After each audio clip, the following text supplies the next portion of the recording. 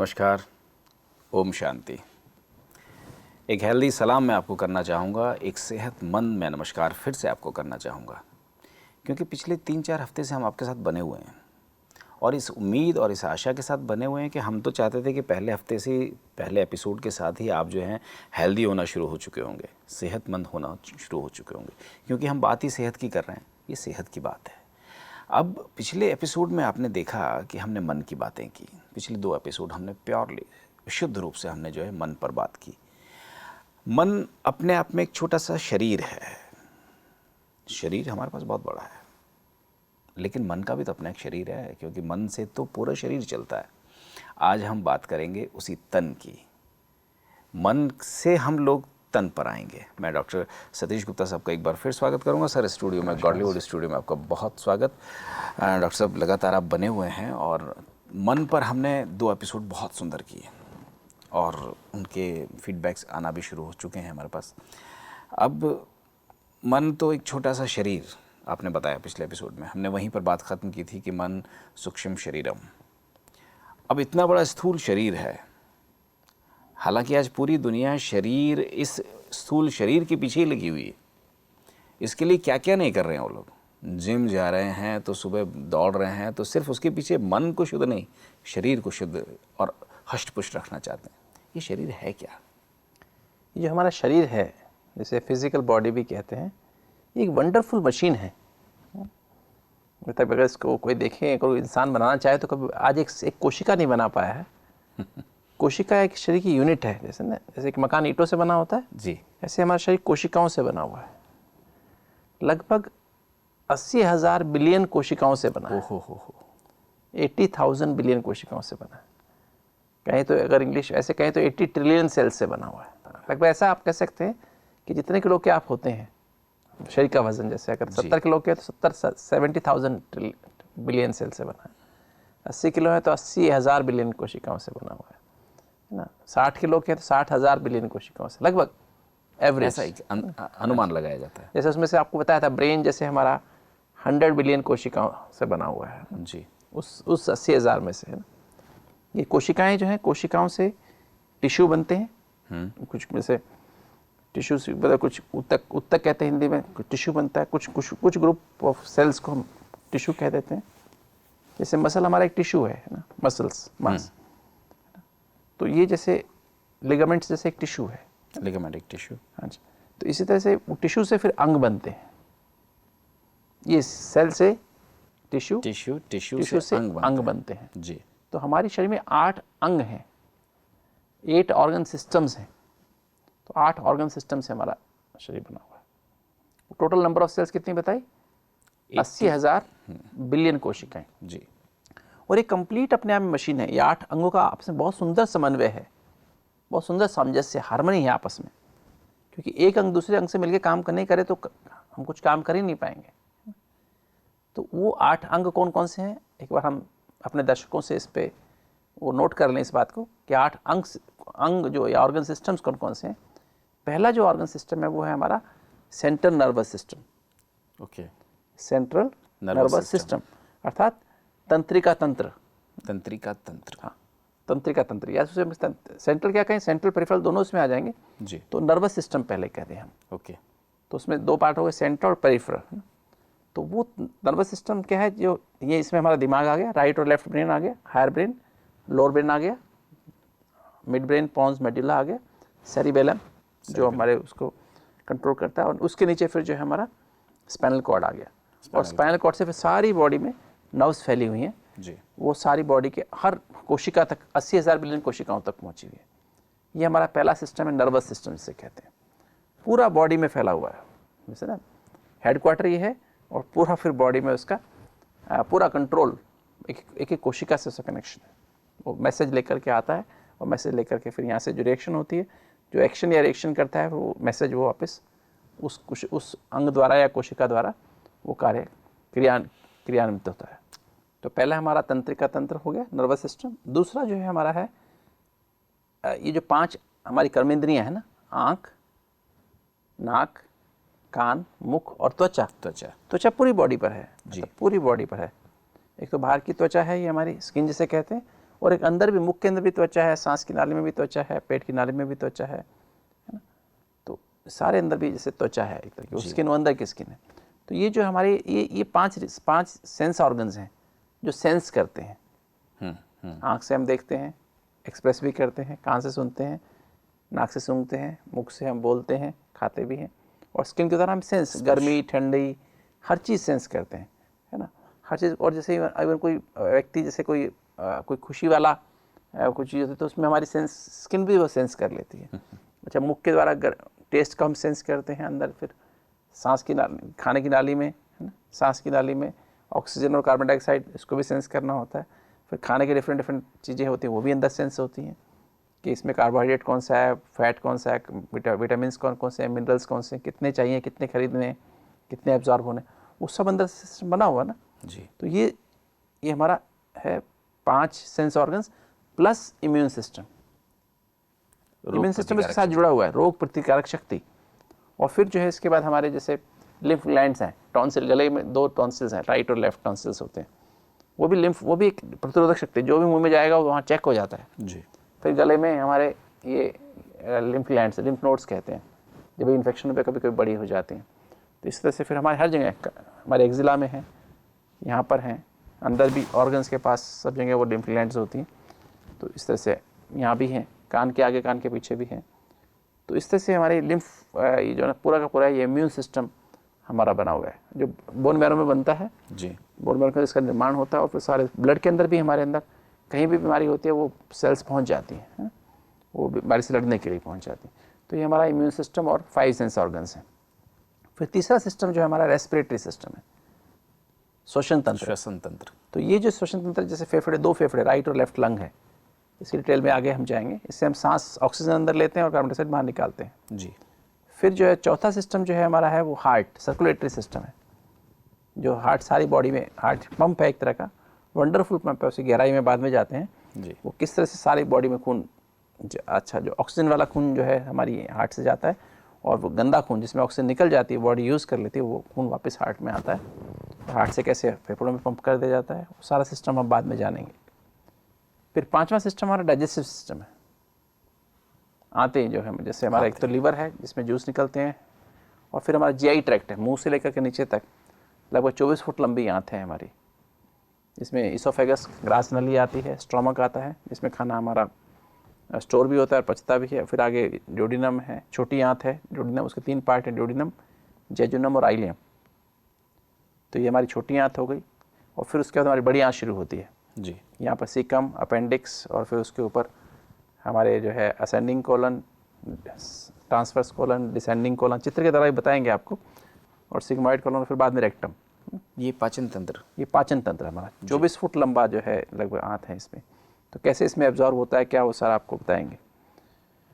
तो फिर जो है छठा सिस्टम जो है हमारा हार्मोनल सिस्टम है।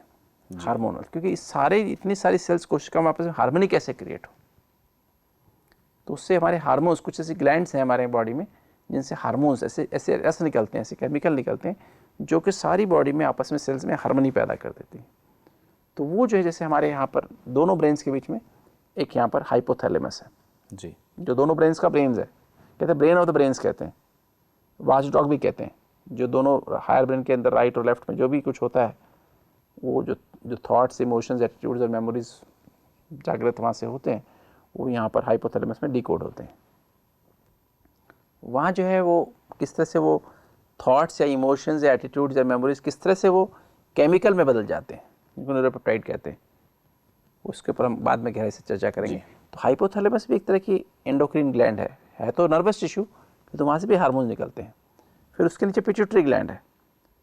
पिट्यूटरी ग्लैंड जो है वो एक से मास्टर ग्लैंड कहते हैं, पीयूष ग्रंथि हिंदी में कहते हैं, और उससे भी फिर आगे हार्मोन्स निकलते हैं। और फिर इसके दोनों के पीछे एक पीनियल ग्लैंड है, उससे हमारा नींद वाले हार्मोन निकलता है, मेलेटोनिन जिसे कहते हैं। आप नींद गहरी ले रहे हैं, कच्ची नींद आए कैसी, उसके ऊपर डिपेंड करता है। तो ये हाइपोथैलेमस से हार्मोन निकलते हैं, फिर पिट्यूटरी से निकलते हैं, पीनियल से निकलते हैं, और फिर जो है इसके बाद, और यहीं पर हाइपोथैलेमस और पिट्यूटरी के बीच में जो आत्मा आत्मा का निवास है, आत्मा की सीट है, सीट ऑफ द सोल है वो। क्योंकि हाइपोथैलेमस के ठीक नीचे हाइपोथैलेमस और पिट्यूटरी जंक्शन पे, जंक्शन पर, क्योंकि जैसे ड्राइवर कहाँ बैठता है, ड्राइविंग सीट पर सबसे ड्राइविंग सीट पे बैठेगा, तो दोनों ब्रेन, राइट और left brain, okay right brain हमारा इमोशनल ब्रेन कहें या क्रिएटिव ब्रेन कहें, और लेफ्ट ब्रेन हमारा लॉजिकल ब्रेन। जी तो दोनों ब्रेन्स के बीच में जो उसकी डिकोडिंग हाइपोथैलेमस में होती है, जी और हाइपोथैलेमस का कनेक्शन पिट्यूटरी से है। तो दोनों को जैसे कंट्रोल जहाँ से कर सकता है, पीछे पीनियल नींद के लिए, तो उन सब ग्लैंड्स को कंट्रोल करने के लिए तो यहाँ से वो ड्राइव करते हैं, यहाँ आत्मा ड्राइवर ग्रुप में बैठती है। तो वो जो है यहाँ से सिस्टम ये है बना हुआ, और वो फिर हाइपोथैलेमस, पिट्यूटरी, पीनियल, और फिर यहाँ पे थायराइड है, एनर्जी का मीटर है। थायराइड के पीछे फिर, थायराइड हमारी एनर्जी का मीटर है, और उसके पीछे फिर हमारी 4 ग्लैंड्स और है, पैराथायराइड है, वो कैल्शियम का मीटर है, हड्डियों में कितना कैल्शियम जाए। फिर उसके नीचे हमारी यहाँ पर नीचे आ जाए पेनक्रियास, यहाँ पर ड्यूडेनम के बीच में, ड्यूडेनम जो छोटी आता है उसके सी टाइप की शेप होती है, तो वहाँ पे हमारा पेनक्रियास, जिससे हार्मोन निकलते हैं। उसमें 2 पार्ट हैं, एक तो एक्सोक्राइन पार्ट है और एक एंडोक्राइन पार्ट है। तो एक्सोक्राइन पार्ट से तो खाना पचाने के जूस निकलते हैं, एंडोक्राइन पार्ट से हार्मोन, इंसुलिन और ग्लूकागोन निकलता है, जो आपने सुना हो डायबिटीज़, उससे कमी से डायबिटीज़ हो जाती है, शुगर की बीमारी हो जाती है। फिर हमारे जो किडनी के ऊपर, 2 किडनी, राइट और लेफ्ट किडनी के ऊपर हमारे उसके ऊपर एडिनल ग्लैंड्स हैं। तो इसमें जैसे हमारे जो कॉर्टिसोल हार्मोन और एडिनलिन और नॉरएड्रेनलिन हार्मोन निकलते हैं, और भी बहुत सारे हार्मोन्स एडिनल ग्लैंड से निकलते हैं, जो हमारी रिएक्शंस, जैसे हमारी जब हम शांत हैं कि हम गुस्से में हैं, चिंता में, उस तरह से वो हार्मोन्स इसी ग्लैंड से निकलते हैं। फिर जो हमारे गोनेड्स हैं, जो सेक्स ऑर्गन्स के कहते हैं, मेल या फीमेल, मेल में टेस्टिस हैं और फीमेल्स में ओवरीज होती हैं, तो उनसे भी फिर हार्मोन निकलते हैं, जो हमारे सेकेंडरी सेक्सुअल कैरेक्टर्स का निर्माण करते हैं। मूंछ हैं या माउस्टेचेस आती हैं या दाढ़ी आती है, या चेहरे पे जैसे किस तरह के भाव हैं, या जो स्किन का गोल होना, मतलब चेहरे का गोल होना, या किस तरह का सुडोल होना, या कम, वो किस तरह से, वो सारा का सारा उन पर आधारित है। तो इस तरह से इसको हम अपना एंडोक्रीन सिस्टम या हार्मोनल सिस्टम कहते हैं। ओके, तो ये हमारा 6ठा सिस्टम हो गया जी। 7वां सिस्टम हमारा मस्कुलोस्केलेटल सिस्टम है। ओके, मस्कुलोस्केलेटल सिस्टम जिसमें बोन्स हैं, हमारे शरीर में Bones. 206 बोन्स हैं। जी। अगर सोचिए कि एक इंसान में अगर बोन्स ना होते तो आदमी कैसा होता, रबर की पुतली जैसा होता सर। उसका शक्ल होती, नहीं, चल सकता, गोल जैसा होता है, जैसे बॉल की तरह से बॉल होता, की ना तरह से, शक्ल रबर होती। की बॉल की तो ये तरह। फ्रेमवर्क है ना, जी, क्योंकि खाली बोन्स आवश्यक नहीं, किंतु बोन्स में जोड़ भी होने चाहिए, जॉइंट्स भी चाहिए। ताकि अगर सपोज इंसान के पास जोड़ ना होते तो खाना खा सकते थे हम, नहीं, कुछ लिख सकते थे, मूवमेंट के लिए तो हर चीज़ जोड़ के लिए चाहिए। तो joints. Joints, bones and joints, और फिर जोड़ चले कैसे, ये घुटना चले कैसे, हम उठे बैठे कैसे, उन जोड़ों को चलाने के लिगामेंट्स चाहिए, लिगामेंट चाहिए, मसल्स चाहिए, Muscles ताकि उनको खींचना जैसे लीवर के रूप में काम करे। तो उन जॉइंट्स को मूवमेंट में लाने के लिए मसल्स और लिगामेंट्स चाहिए, तो फिर वो मसल्स और लिगामेंट्स, तो इसलिए इसको कहा था मस्कुलोस्केलेटल सिस्टम। ओके, तो इंसान का फ्रेमवर्क है ना ये मस्कुलोस्केलेटल सिस्टम। तो ये जो है एक सिस्टम है। फिर इसके बाद जो आखिरी सिस्टम जो हमारा आता है वो एक्सक्रीटरी सिस्टम है, मतलब जो भी हमने खाया पिया, जो भी यूज़ हुआ, वो फिर टॉक्सिन्स को बाहर निकालने के लिए, उसमें जो है हमारा किडनीज आती हैं, गुर्दे जिसे कहते हैं, जी, किडनीज। तो किडनीज जो है 2 है, राइट और लेफ्ट किडनी है। तो ये क्या करती है, इसमें हमारे लगभग जो है दोनों किडनीज में हमारे उनमें क्या छन्नियाँ, जैसे चाय छानने की छन्नी होती है, जी, तो उसमें खून छानने की छन्नी रहती है ना? तो उसमें लगभग हर किडनी में लगभग 1 करोड़ छन्नी होती है, वो खून छानती रहती है। ये प्योरीफायर बोल सकते हैं उसको आप। हाँ, वो खून मतलब Blood पूरा 1 घंटे में पूरा खून छन जाता है हमारा। जो खून में टॉक्सिक पदार्थ हैं, जी, यूरिया है, क्रेटिनिन है, यूरिक एसिड है, या जो अनवांटेड पदार्थ हैं, वो सब किडनी में जाते हैं, और खून तो हमारा सारा पैसा किडनी में जाता है, वहाँ से छन करके जो टॉक्सिक मटेरियल बाहर निकल जाता है। जो काम की चीज़ें हैं, प्रोटीन है, आरबीसीज हैं, डब्ल्यूबीसी, वो सारी चीज़ जो चाहिए वो नहीं बाहर नहीं जाती हैं, ग्लूकोज है वो बाहर नहीं जाता है, तो वो सारा वापस बॉडी में वापस, जैसे डायलिसिस मशीन होती है ना, जी, हम किडनी खराब होने पर डायलिसिस कराते हैं, डायलिसिस कराते हैं, तो ये किडनी हमारी जो है डायलिसिस हर घंटे में 1 बार डायलिसिस डायलिसिस करती है। आप सोच सकते हैं कि डायलिसिस होने में 2000 रुपये लगते हैं, है ना, और ये किडनी हमारी 24 घंटे में 24 बार डायलिसिस करती है, हीमोडायलिसिस करती है। किडनी हमारा एक हो गया। फिर ये तो एक टैक्स, फिर हमारा नीचे वाला पार्ट दांतों का, ये भी तो सारी गंदगी को बाहर निकाल देता है। फेफड़े भी कुछ हद तक जो ऑक्सीजन लेते हैं कार्बन डाइऑक्साइड को बाहर निकाल देते हैं। स्किन के द्वारा पसीने की ग्रंथियाँ हैं, तो पसीने में टॉक्सिन्स बाहर निकलते रहते हैं। तो एक्सक्रीटरी सिस्टम का ये पार्ट हो गया जैसे। तो ये 8 सिस्टम्स हमारी बॉडी में बने हुए हैं। तो इस तरह से ये जो 8 सिस्टम्स में हम थोड़ा सा अगर इसके विस्तार में जाएंगे तो थोड़ा सा हमारे दर्शकों को अच्छा समझ आएगा। दोस्तों, हमारी कोशिश है कि आप तक हम उन चीज़ों को पहुंचा सकें जिन्हें आप लोगों ने, या तो जो साइंस के विद्यार्थी हैं तो शायद उन्होंने किताबों में पढ़ा हो, लेकिन एक आम आदमी शायद इन चीज़ों को जानता हो कि शरीर के अंदर हमारे जो है 8 सिस्टम हैं जो काम करते हैं, 8 ऑर्गन्स हैं जो लगातार काम करते हैं, एक दूसरे के साथ समन्वय बनाकर, सामंजस्य बना करके लगातार काम करते हैं। एक भी पार्ट को आप ऐसा नहीं बोल सकते, एक भी हिस्से को आप ऐसा नहीं बोल सकते कि इसने कम काम किया तो चलेगा, या इसने ज़्यादा थोड़ा सा ओवर टाइम कर लिया तो भी चल जाएगा। ऐसा नहीं है। एक दूसरे के साथ तारतम्य मिला करके जब हम पूरी एक हार्मनी जब बनती है, तब जाकर आपका शरीर काम करता है। किसी भी हिस्से में कुछ भी कमज़ोरी आई, आप ये समझ लें कि वो हिस्सा आपका बीमार हो चुका है, उसको इलाज की ज़रूरत है। यही हमारा तन, यही हमारा शरीर। इसी पर हम बातचीत कर रहे हैं। डॉक्टर सतीश गुप्ता हमारे साथ बने हुए हैं। जी सर। तो अभी पहले लेते हैं तंत्रिका तंत्र, ये सेंट्रल नर्वस सिस्टम, जो नर्वस सिस्टम जो हमने बात की पहले उस पर लेते हैं। इसमें हम चित्रों के द्वारा आपको समझा रहे हैं कि नर्वस सिस्टम जैसे आप देख रहे हैं, इस चित्र में देख रहे हैं आप कि इसमें ये जो ऊपर जो है 2 सेरेब्रल हेमिस्फीयर्स हैं जी, जैसे राइट और लेफ्ट कहा। राइट ब्रेन और लेफ्ट ब्रेन, लेफ्ट ब्रेन हमारा logical brain logical brain, conventional brain है जी, और ये जो है मेल्स में डोमिनेंट होता है अधिकतर। ओके।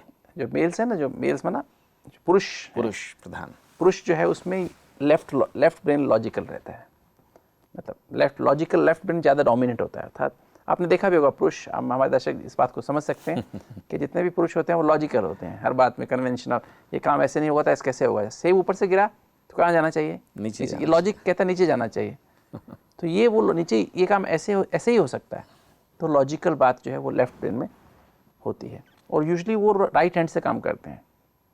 तो राइट हैंडेड इंडिविजुअल्स में अधिकतर लेफ्ट ब्रेन डोमिनेंट होता है। ये साइंटिफिकली प्रूव्ड है कि प्रूवन ये है, प्रूवन है कि ये जो है लॉजिकल ब्रेन जो है पुरुषों में ज़्यादा प्रधान है। हाँ जी। महिलाएं, हमारी जो दर्शक हैं वो प्लीज़ बिल्कुल बुरा ना माने, क्योंकि ये विज्ञान पर आधारित हम लोग बातचीत कर रहे हैं, लेकिन हम ये भी जानते हैं कि महिलाओं के पास जो ब्रेन होता है वो, डॉक्टर साहब, मेरे ख्याल से इमोशनली जो पार्ट है ब्रेन का, मतलब मैं इसका मतलब ये नहीं कि इसमें जो पुरुष में खाली लॉजिक है, नहीं, इमोशंस नहीं है, ऐसा नहीं है जी। तो मतलब इमोशन पर वो डोमिनेंस लॉजिक की रहती है। जी। लॉजिक में कन्वेंशन की रहती है कि नहीं चीज़ ऐसे ऐसे होनी चाहिए। और जो महिलाएं हैं उनमें राइट ब्रेन डोमिनेंट, क्योंकि राइट ब्रेन क्रिएटिव होता है, इमोशनल ज़्यादा होता है, क्रिएटिव ज़्यादा होता है। तो बहनों में और माताओं में राइट ब्रेन डोमिनेंस। इसलिए आपने देखा होगा कि राइट जो बहनें अधिकतर इमोशनल सेंसिटिव ज़्यादा होती हैं। लेकिन आपने एक चीज़ और बोली कि क्रिएटिव। तो हमारी महिलाएं दर्शक हैं जो देख रहे हैं, उनके लिए एक बहुत अच्छी बात है कि वो क्रिएटिव होती हैं और उनकी क्रिएटिविटी से ही पुरुष जो है आगे बढ़ पाता है। बिल्कुल बिल्कुल। जो अच्छे जो परिवार होते हैं, जहाँ अच्छा गृहस्थ परिवार जिसे कहते हैं, गृहस्थ आश्रम कहते हैं, जिसमें दोनों हस्बैंड और वाइफ, पति और पत्नी मिलजुल के रहते हैं, एक दूसरे को मानते हैं, तो वहाँ पर जो है घर में हर चीज़ बहुत अच्छी सफलता मिलती है। आप जानते हैं बीरबल को, जानते हैं ना जी, अकबर बीरबल की कहानी सुनी होंगी जी। तो बीरबल क्या खुद बुद्धिमान था इतना? नहीं। अकबर को जो भी अकबर उनसे प्रश्न पूछता था वो कभी जवाब तुरंत नहीं देता था। कहते मैं आपको कल बताऊंगा, मैं परसों बताऊंगा, 2 दिन बाद बताऊंगा। वो उसकी जो डॉटर थी वो जो है बहुत क्रिएटिव थी, तो आके अपनी बेटी के सामने वो प्रश्न रखता था और बेटी जो वो क्वेश्चन नहीं सोच पाता था वो उसकी बेटी तुरंत आंसर करती थी, क्योंकि वो क्रिएटिविटी। जैसे अगर सेब नीचे गिरा, सेब एक पेड़ पर लगा, नीचे गिरेगा ऊपर गिरेगा, ऊपर जाएगा नीचे, तो लेफ्ट ब्रेन तो बोलता है नीचे जाएगा, किंतु राइट ब्रेन क्या बोलता है? ऊपर भी जा सकता है। आदमी ये जो राइट ब्रेन से ही पैदा हुआ ना ये बात जी, कि आदमी उड़ भी सकता है, पंछी की तरह उड़ सकता है। कुछ जरूरी नहीं कि मेल फीमेल की बात है, मेल्स में भी ऐसा होता है, कई बार राइट ब्रेन भी डोमिनेंट होता है। बल्कि एक बैलेंस्ड व्यक्ति की निशानी है, उसमें राइट और लेफ्ट दोनों का बैलेंस रहता है। राइट और लेफ्ट ब्रेन का बैलेंस रहना चाहिए, क्योंकि इनका कनेक्शन वैसे हार्मोन से है। जो हमारे जो मेल हार्मोन्स होते हैं टेस्टोस्टेरोन जिसे कहते हैं जी। वो लेफ्ट ब्रेन डोमिनेंस को बढ़ा देता है, और फीमेल हार्मोन जो एस्ट्रोजेंस होते हैं प्रोजेस्टेरॉन्स होते हैं वो राइट ब्रेन की डोमिनेंस को बढ़ा देता है। तो आपने देखा हो कई बार हमारी जो महिलाएं हैं जब 45 से 50 साल मेनोपॉज होने लगता है तो उनकी फिर ये डिस्टर्बेंस होती है, इमोशनल डिस्टर्बेंस उनको अधिक हो जाती है, बात बात पे इमोशंस रोना शुरू हो जाते हैं या बहुत सेंसिटिव बन जाते हैं, डिप्रेशन की तरफ जाने लगते हैं। तो ये जो है हार्मोन्स की वजह से होता है। ठीक है। मेल्स में भी जैसे 60 साल 50-60 साल के बाद होने के बाद उनके जो है ना वो एक जैसे इमोशनल ज़्यादा हो जाएंगे, वो हार्मोन्स कम हो गए ना, सपोर्ट कम हो जाती है जी। तो उस तरह से इम्बैलेंस होने लगता है। जैसे महिलाएं जो ऑफिस में काम करती हैं, डॉक्टर्स बन जाती हैं, इंजीनियर बन जाती हैं, आईएएस बन जाती हैं, तो उनका जो जिस तरह से कार्य करती हैं वो फिर डोमिनेंस लेफ्ट ब्रेन में एक्टिविटी बढ़ने लगती है। तो ये सब अडॉप्ट हो जाते हैं धीरे धीरे ना। तो ये मतलब जैसे ये तो एक उसके बेस पर कहा गया कि अधिकतर, ऐसा नहीं कि मतलब हमेशा, अधिकतर ऐसा होता है। तो राइट और लेफ्ट ब्रेन का बैलेंस एक परिवार में जहाँ होता है दोनों का, मेल फीमेल का, वहाँ संतुलन, क्रिएटिविटी होती है, अच्छा संतुलन बना रहता है। तो ये हमारा अपर ब्रेन हो गए। मैंने बताया था इसका न्यूरॉन्स इसकी एक यूनिट है, 100 बिलियन न्यूरॉन्स से हमारा ये ब्रेन बना हुआ है। तो इसके नीचे फिर हमारा लोअर ब्रेन है, और फिर सेरिबेलम, 2 सेरिबेलम। सेरिबेलम का क्या काम है? इसमें क्या है बेसिकली, जो ये जो हमारा फ्रंटल लोब है और हमारा जो नीचे की जो लिम्बिक सिस्टम जो नीचे वाला पार्ट है, तो इसमें हमारी अधिकतर मेमोरीज जमा रहती हैं। जो मेमोरीज जैसे हमने बताया मन, जो हम बात कर रहे थे, मन की बात कर रहे थे, हमारी स्मृतियाँ अधिकतर यहाँ स्टोर रहती हैं। और हमारी जो इमोशनल ब्रेन, जो हमारी इमोशंस हैं, इमोशंस और एटीट्यूड्स हैं, वो हमारे ज़्यादा टेम्पोरल लोब है ना, और पैराइटल लोब में जमा रहता है। ये हमारा जो है जैसे कि इसको हम लिम्बिक सिस्टम कहते हैं, जिसके द्वारा मतलब वो एग्जीक्यूट होती है ना। तो इसके द्वारा जब इनको चोट लग जाती है, कुछ होता है, तो यहाँ पर ये हमारी इमोशनल प्रॉब्लम्स आ जाते हैं या कई इस तरह की प्रॉब्लम्स आ जाती हैं। यहाँ अगर हो जाए तो मेमोरीज में फ़र्क पड़ जाता है ना। तो इस तरह से वो देखा गया कि इन कुछ चीज़ें से ब्रेन में क्या है, हमारे डिफरेंट एरियाज़ हैं इस ब्रेन के जो डिफरेंट हिस्सों में। जैसे यहाँ पर हमारा, यहाँ पर दोनों तरफ राइट और लेफ्ट दोनों में, यहाँ मोटर एरिया कहलाता है। ये मोटर एरिया क्या करता है, मोटर एरिया जो है पूरा का पूरा हमारा अपोजिट राइट साइड का सपोज यहाँ डायमेंशन हो जाता है तो पूरा लेफ्ट साइड की हाथ और पैर में पैरालिसिस हो जाएगा। इस हाथ और पैर की मूवमेंट के लिए राइट ब्रेन का ये हिस्सा, मोटर कॉर्टेक्स जिसे कहते हैं, वो रिस्पॉन्सिबल है। अगर यहाँ से क्लॉट चला गया हमारे कैरोटिड आर्टरी से, तो वो आर्टरी को लौट जाके उसमें चला गया तो ये हिस्सा में ब्लड नहीं जाएगा, तो ये हिस्सा पैरालिसिस, लकवा कहते हैं ना, पैरालिसिस का अटैक आ जाएगा। यही चीज़ अगर इसमें हो गई, लेफ्ट ब्रेन में हो गई, तो क्या होगा, हमारा राइट हिस्सा पैरालिसिस हो जाएगा। इसी तरह से हमारा जो है यहाँ पर ही बिल्कुल आवाज़ का एरिया है, ब्रोकाज एरिया कहते हैं इसको, लेफ्ट साइड में मोटर एरिया के बिल्कुल पास में ही है। अगर वहाँ भी क्लॉट चला गया तो क्या होगा, जीभ ठीक है, मुख ठीक है, कि तो आवाज़ नहीं, आवाज़ चली, एफेजिया जिसे कहते हैं, आवाज़ खत्म हो जाएगी। तो इसलिए अधिकतर राइट साइड का जब पैरालिसिस होता है तो इस साथ में आवाज़ भी चली जाती है। कई बार आपने अपने पड़ोस में देखा होगा या कभी आपके घर में भी किसी को पैरालिसिस का अटैक आया, स्ट्रोक कहते हैं वो, जैसे वो भी आपने देखा होगा, क्योंकि स्ट्रोक आज तीसरे नंबर की बीमारी है। जैसे मैंने आपको ग्लोबल डिजीज बर्डन में बताया था, टॉप 10 में पहली हार्ट अटैक्स हैं, दूसरी चेस्ट लंग्स की प्रॉब्लम है, और तीसरी नंबर जो है स्ट्रोक है, चौथा नंबर डायरिया और पांचवा नंबर टीबी है। दोस्तों हम बात कर रहे हैं यहाँ पर सेहत की बात में बात कर रहे हैं हम तन की। इससे पहले हमने मन की बात की थी और आज के इस एपिसोड में हम तन की बात कर रहे हैं। तन की बात करते करते हमने ऊपर से शुरुआत की है, ब्रेन की बात की है, और बहुत सेंसिटिव हिस्सा है, बहुत नाजुक हिस्सा है। और आपने देखा होगा, डॉक्टर साहब ने जिस तरह से बताया कि कौन से हिस्से पर असर से आपका लेफ़्ट साइड का पैरालिसिस हो सकता है और किस हिस्से पर असर होने से आपको जो है सीधे राइट साइड से जो है आपको पैरालिसिस हो सकता है, किस जगह पर चोट लगने से आपकी आवाज़ खो सकती है। जी डॉक्टर साहब। इसी तरह से हमारा जो पीछे ब्रेन का हिस्सा, जैसे पिछला हिस्सा है वो विजुअल कॉर्टेक्स है। अच्छा। जैसे आवाज़ का, जैसे हमारी जो दृष्टि है, साइट जिसे कहते हैं, आई साइट, वो वहाँ से कंट्रोल होती है। अच्छा। ईयर्स का जैसे ऑडिटरी कॉर्टेक्स यहाँ पर होता है कान के पीछे, तो ऑडिटरी कॉर्टेक्स, वहाँ से हमें सुनने का कंट्रोल होता है। तो पूरा जितना भी जैसे हेडक्वार्टर, जैसे ना कंट्रोल रूम जिसे कहते हैं, हाँ, पूरी बॉडी के हर अंग का ऑडियो, वीडियो, वोकल, पिक्चर में भी देख रहे हैं, डिफरेंट एरियाज जैसे दिखाए गए, ये डिफरेंट एरियाज हैं। जी। ये हर चीज़ को रिप्रेजेंट कर रहे हैं कि ये यहाँ पर इसका कंट्रोल, वो बाकायदा टेस्ट किया गया है कि अगर वहाँ से कंट्रोल करें, वहाँ पर करंट लगाएं तो उस जगह पर एक्टिविटी आएगी, वो चीज़ एक्टिव हो जाएगी, है ना। उसको बाकायदा एमआरआई, फंक्शनल एमआरआई में देखा जा सकता है, पेट स्कैन में देख सकते हैं, तो उस एरिया को उस चीज़ से एक्टिवेट हो जाता है। जो चीज़ आप सोच रहे हैं या जिस तरह की बात हो रही है तो उस पर उसका असर पड़ता है जी। ये सब एक तरह का इस ऑलरेडी प्रूवन चीज़ है कि डिफरेंट एरियाज ब्रेन के वो कंट्रोल रूम है डिफरेंट एक्टिविटीज़ की बॉडी के। तो ये जैसे बहुत सुंदर जो है, इसको हायर ब्रेन कहते हैं।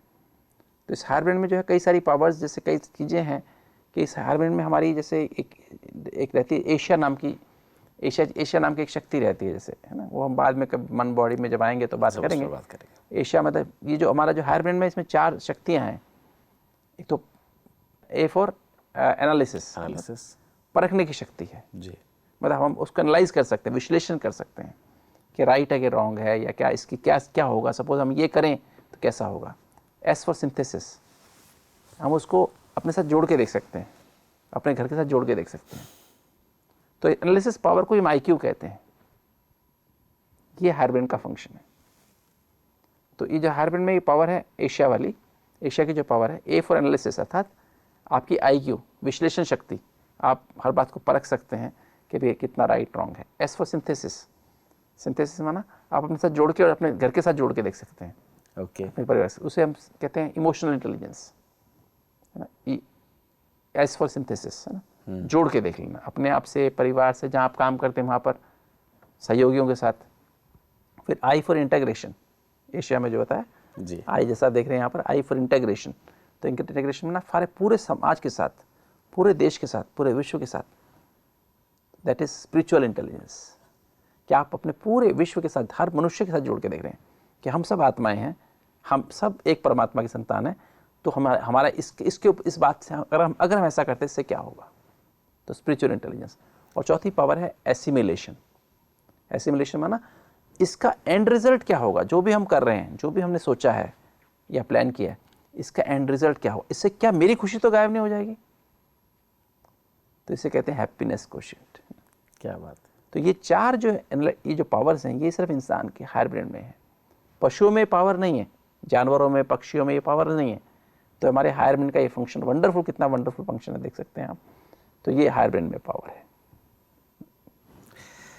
आज हम बात कर रहे थे तन की, और अभी इस तन की तो सिर्फ हमने ब्रेन की बात की है, कि दिमाग की बात की है, कि सिर्फ आपके गर्दन के ऊपर के हिस्से की बात की है। अभी तो काफ़ी हिस्से बाकी हैं जिस पर बहुत विस्तार से आपके साथ बातचीत करेंगे। उसके बाद फिर हम ये भी बात करेंगे कि किन किन बीमारियों से या किन किन चीज़ों से इन आपके आयामों पर, आपके इन ऑर्गन्स पर जो है उसका विपरीत असर पड़ता है। इन सभी चीज़ों को जानने के लिए आप हमें लिखते रहिए, हमारे साथ जुड़े रहिए, हमें देखते रहिए। सेहत की बात आज अभी इस प्रोग्राम में अभी इजाज़त दीजिए, फिर आपसे मुलाकात होगी अगले हफ्ते सेहत की बात में। नमस्कार, ओम शांति।